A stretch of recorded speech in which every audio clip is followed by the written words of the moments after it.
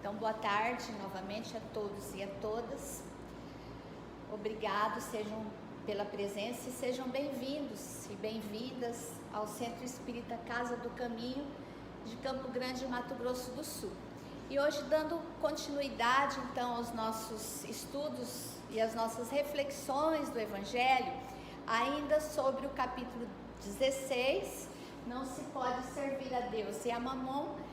Hoje, mais especificamente, sobre os itens 9 e 10, que tratam da instrução dos espíritos, e o tema é a verdadeira propriedade.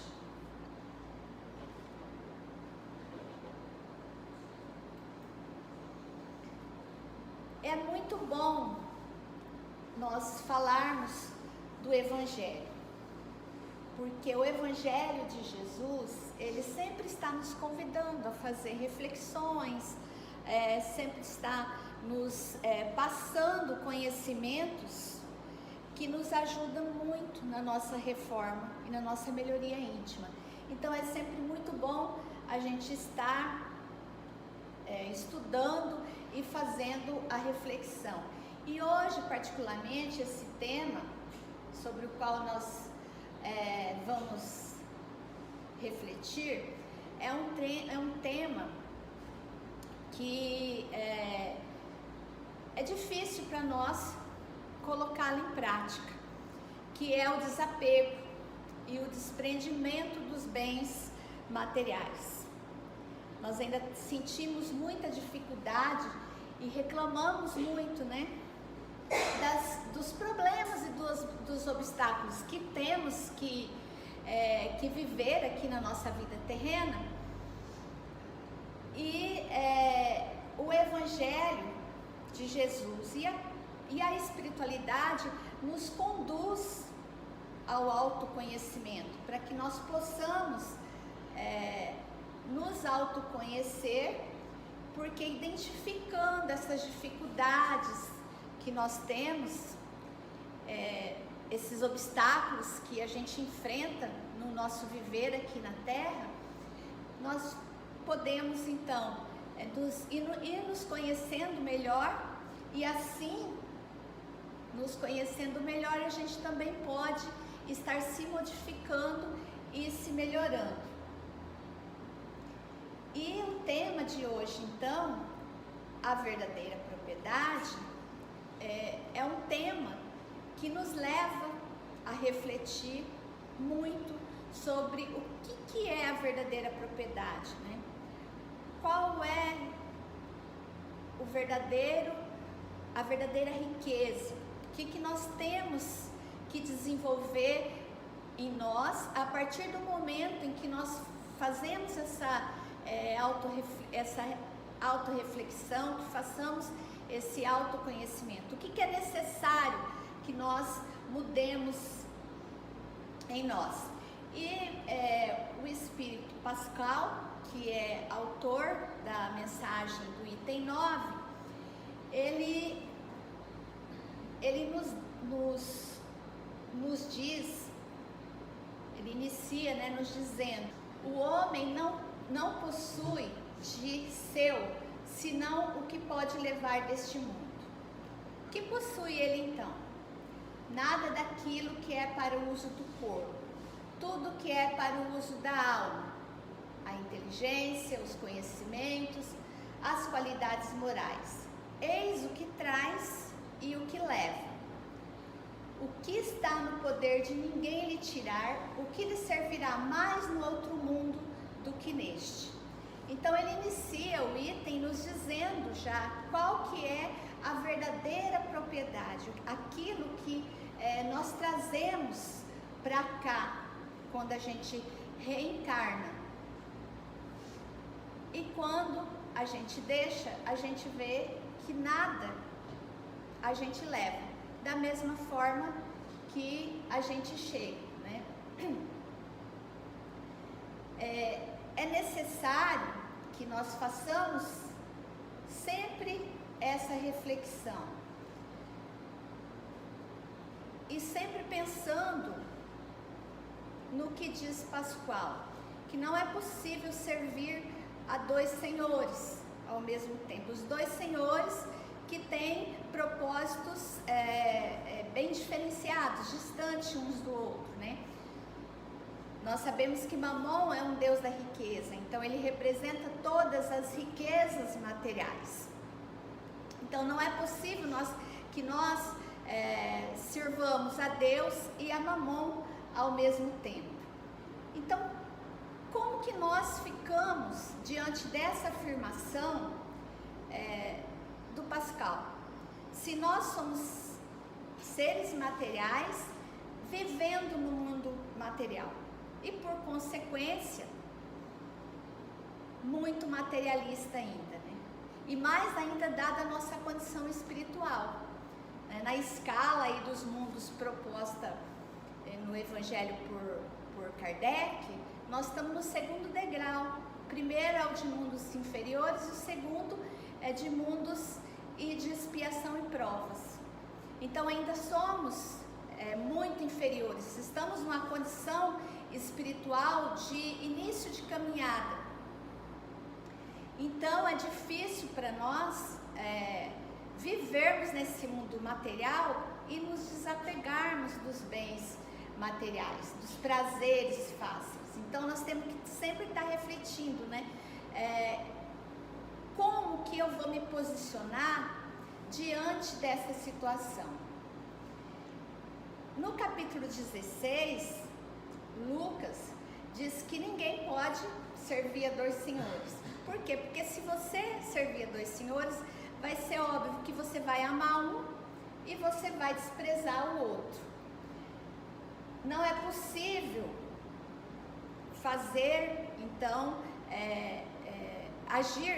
não é possível agir dessa forma, servindo a esses dois senhores. Por quê? Se eu estou muito atenta ao que diz Mamon, né, aos valores materiais, aos bens materiais, eu não vou conseguir ouvir Deus, que tem propósitos diferentes. E se eu não consigo ouvir Deus, o que solicita Deus de mim, o que pede Deus de mim ao viver aqui na Terra, eu tenho dificuldade de dividir, por exemplo. Eu vou sempre procurar fazer o quê? Acumular. Eu sempre vou ter além daquilo que eu necessito para viver. Por isso que quarta-feira passada, eu até na palestra da Rosinha, eu até falei que se existe pobreza, nós temos culpas, de um modo geral. Nós, enquanto evoluindo em termos de humanidade. Por quê? Porque se falta para alguém, é porque alguém está com mais. Alguém tem a mais do que é necessário. E Deus quer o que de nós? Nosso Pai quer o quê? Quer que nós olhemos a dificuldade dos nossos irmãos. Quer que nós apoiemos os nossos irmãos, que caminhemos do lado deles, sabendo ouvir, sabendo olhar, tendo empatia pelas dificuldades, porque só assim a gente vai conseguir praticar a caridade e repartir aquilo que a gente tem. O homem, então, não possui de seu senão o que pode levar deste mundo. A afirmação inicial fica bem clara para a gente, quando a gente passa a ter essa noção. Por quê? Nem o meu corpo é meu. Quando eu desencarno, eu vou levar o quê? Nem o corpo a gente leva. A gente não leva carro, a gente não leva casa. E, no entanto, a gente passa a vida inteira aqui, o nosso viver aqui é correndo para acumular esses bens, essas riquezas materiais, né? E assim a gente vai descuidando dos valores espirituais. Não é que é condenável a riqueza, você ter a riqueza. Não é condenável. Em momento nenhum no Evangelho a gente vê Jesus condenando quem tem a riqueza. O problema é o uso que se faz dessa riqueza. É uma verdade bem simples e bem óbvia, mas que é difícil para nós, enquanto seres materialistas, termos esse entendimento.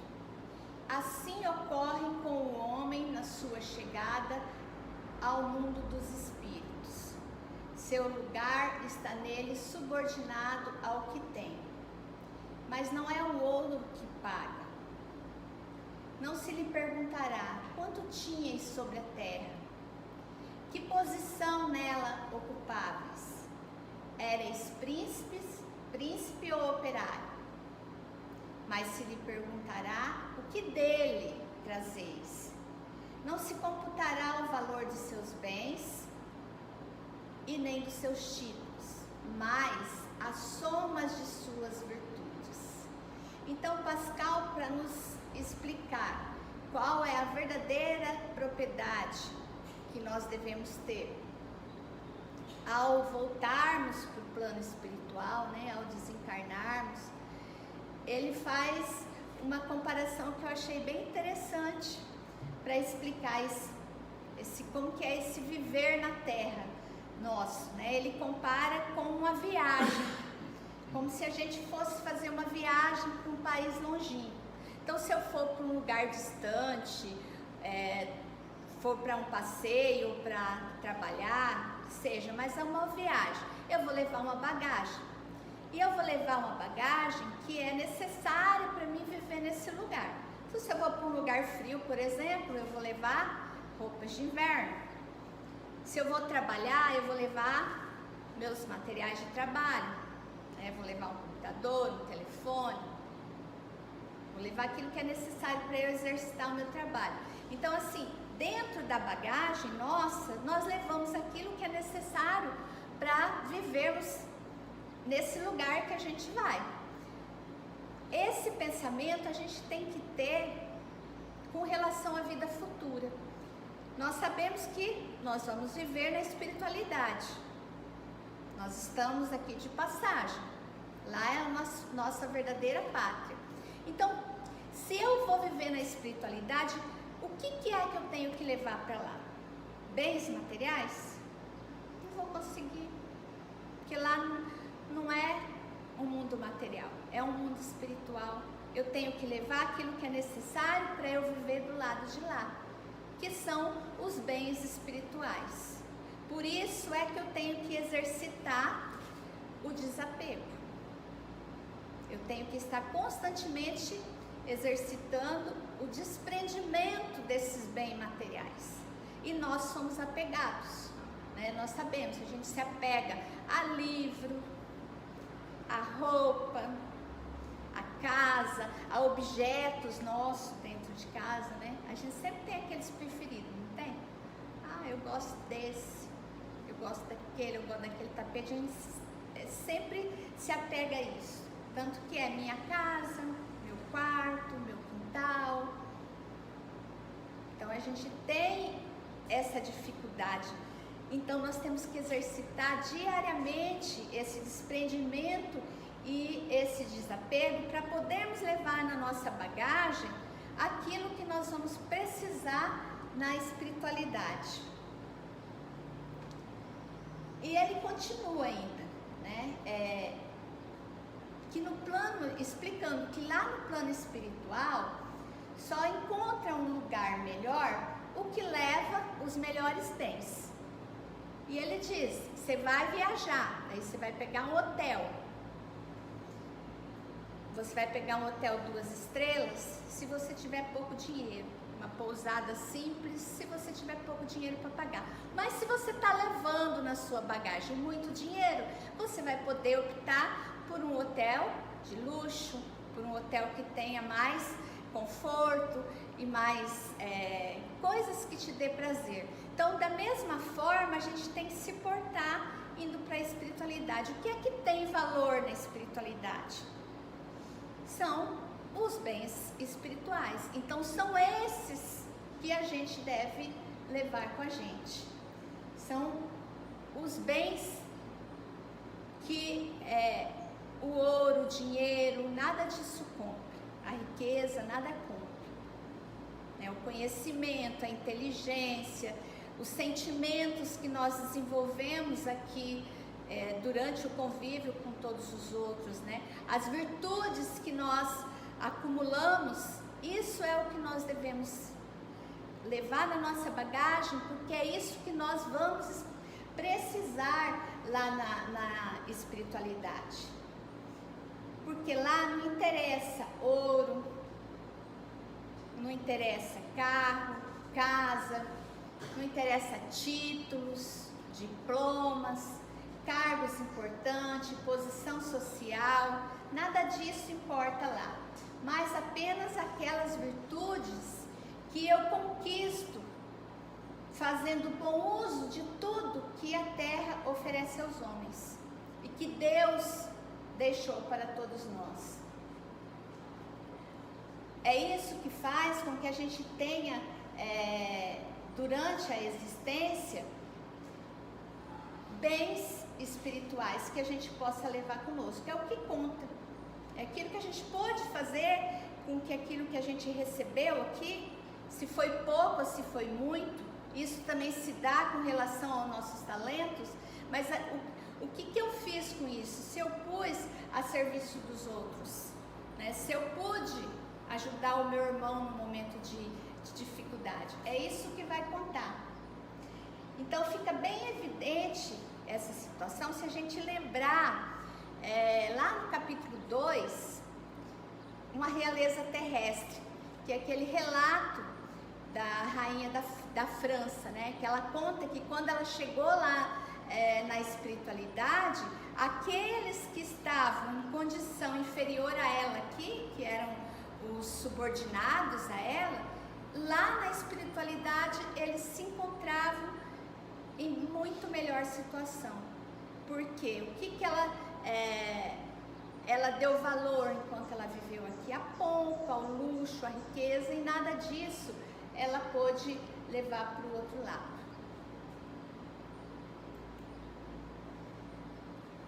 Os bens da terra pertencem a Deus, que os dispensa à sua vontade, e o homem deles não é senão usufrutuário. Assim inicia a instrução de Emile, que se identifica como um espírito protetor, né? Ele afirma que os bens da terra pertencem a Deus. Nós somos apenas usufrutuários. Todos os bens que estão aqui, as riquezas naturais, as terras, tudo que está sobre o mundo material é para o nosso uso, é um empréstimo, não é meu. Eu não conheço, eu sempre costumo falar, Deus não deixou testamento. Em lugar nenhum Deus deixou testamento. Ele deixou todos os bens materiais, todas as riquezas, para que todos pudessem utilizar para viver aqui na terra, né? Para experienciar. Então não tem por que eu ficar pensando que é meu. Mesmo as riquezas que eu consegui trabalhando, mesmo as riquezas que veio por herança, nenhuma delas são minha de verdade, né? Eu tenho apenas o usufruto dessa riqueza. Mas aquela riqueza, aqueles bens que foi adquirido pelo trabalho honesto, né, pelo trabalho digno, de forma que não causou nenhum mal a ninguém, essa riqueza, embora eu tenha conseguido ela dessa forma, ela também não é minha. Eu tenho apenas o usufruto dela. Eu não vou levar. A gente vê muitos espíritos às vezes apegados aos bens materiais, com dificuldade de aceitar que fez a passagem para o plano espiritual e fica ali grudado em coisas que não vai ser possível se levar para o outro lado, né? Mesmo que essa riqueza tenha sido angariada e acumulada de forma correta, né? O que seria essa forma correta? É o que eu falei, a riqueza não é condenável. Deus não condena. Jesus não condena a riqueza.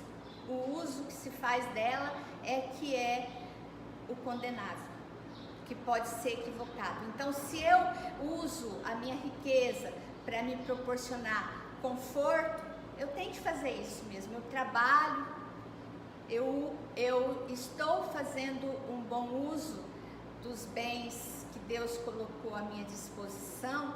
Se eu usar para o meu conforto, mas não pensar somente em mim, mas pensar também que o meu irmão necessita, aí eu vou estar fazendo um bom uso. Então, se eu sou um empresário, que eu tenho muita riqueza, que eu pague salário digno para o meu funcionário, para que ele possa ter acesso a uma boa educação, tenha uma casa, uma moradia digna, para que ele possa ter acesso à saúde. Isso é fazer o bom uso da riqueza que a gente tem aqui, seja ela a riqueza material, ou seja, dos talentos e das virtudes que nós possuamos aqui na Terra. Se assim nós procedermos, né,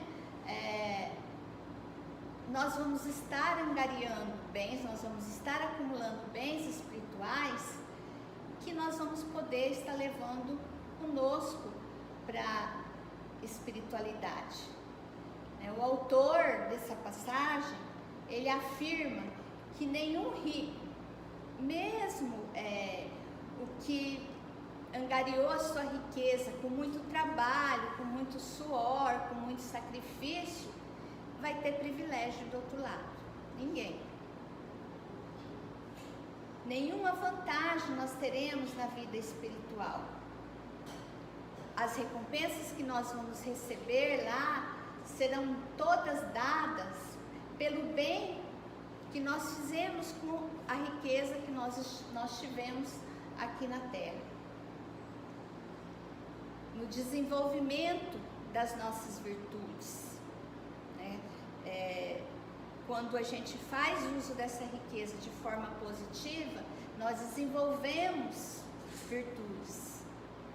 E é isso que nós vamos levar para a espiritualidade, né? Quando nós desencarnarmos. Tem uma historinha, eu vou contar bem rapidinho. Deixa, não vai dar tempo. Vou tentar contar uns 4 minutos que faltam. Que eu acho que exemplifica bem isso. É uma historinha que eu peguei de um livro do Chico, é uma psicografia. Amélia Cowper era uma senhora de idade que morava nos arredores de uma cidade, deve ser dos Estados Unidos pelo nome. Ela tinha vários sobrinhos, né? Um dos sobrinhos dela foi observar como é que ela estava, né? Qual que era a situação dela. E ela falou para ele: olha, seu tio, quando desencarnou, ele não me deixou nenhuma dívida, mas também ele não deixou bens materiais, porque ele se fez médium em uma casa espírita e deu aos necessitados tudo o que pôde. Ele acreditava que a riqueza que ele deveria ter é tudo aquilo que ele podia usar para ajudar o próximo, para ajudar o semelhante. Assim, ele achava que nós podemos servir de saúde, de inteligência, de paz, de amor, de esperança, de fé. E também de dinheiro, né? Por isso que seu tio não deixou nenhuma dívida. Mas eu sei que a casa está hipotecada e eu não vou ter como pagar, porque eu não tenho ganho e vou ter que entregar a casa aos credores. E aí esse sobrinho, então, pergunta para ela, mas só está arruinada? Ela responde, só com a roupa do corpo. E esse baú, aonde eu carrego o meu verdadeiro tesouro aqui dentro. Ele olhou o baú, era um baú relativamente grande, né? Aqueles baús antigos de madeira. Aí ele, que conhecia os tios do tempo que os tios eram ricos, que possuía fortuna, achou que dentro do baú estivesse bens materiais, né? Riquezas, e convidou a tia para ir morar com ele. E chamou mais um outro irmão, né? Para que amparasse os dois de posse, né? Tinham posse, para que amparasse a tia naquele momento. E ela ficou durante a vida inteira vivendo com eles, mas eles observavam ela furtivamente e eles viam que toda noite ela se dirigia lá para frente daquele baú com a chavinha, abria o baú, né? E ficava lá na frente do baú um tempão. Então eles pensavam que ela ficava admirando as riquezas que estavam guardadas dentro desse baú, né? Aí chega um dia que ela passa mal e desencarna. Né? Depois de vários anos que ela viveu com esses dois irmãos, ela então desencarna. E a primeira coisa que eles fazem é abrir, ir em busca do baú e abrir o baú, porque eles achavam que estava cheio de ouro, de pedras e de dinheiro guardado, né? E aí eles têm uma surpresa bem grande, porque ela deixa um bilhete. Deixa eu achar aqui que parte que está o bilhete. Só um pouquinho. Ela deixa um bilhete e um exemplar de um livro que era o Evangelho segundo o Espiritismo, que já estava assim bem gasto, né? Bem amareladinho, porque toda noite ela se debruçava ali naquele baú, pegava o livrinho, né, o evangelho dela, e fazia leitura. E deixou também um bilhete para eles, que dizia o seguinte: meus filhos, Deus os recompense pela caridade para comigo, mas tomem cuidado com a vida na terra e com a sua longa experiência no mundo. E aí ela termina com o versículo número 10 do capítulo 6 da primeira epístola de Timóteo. Desculpa, de Paulo para Timóteo. Porque a paixão pelo dinheiro é a raiz de todos os males, e nessa cobiça alguns desviaram da fé e se transpassaram a si mesmo com muitas dores. O espírito que ditou Hilário Silva, né? O médium é Chico Xavier. Então fiquem todos com Deus.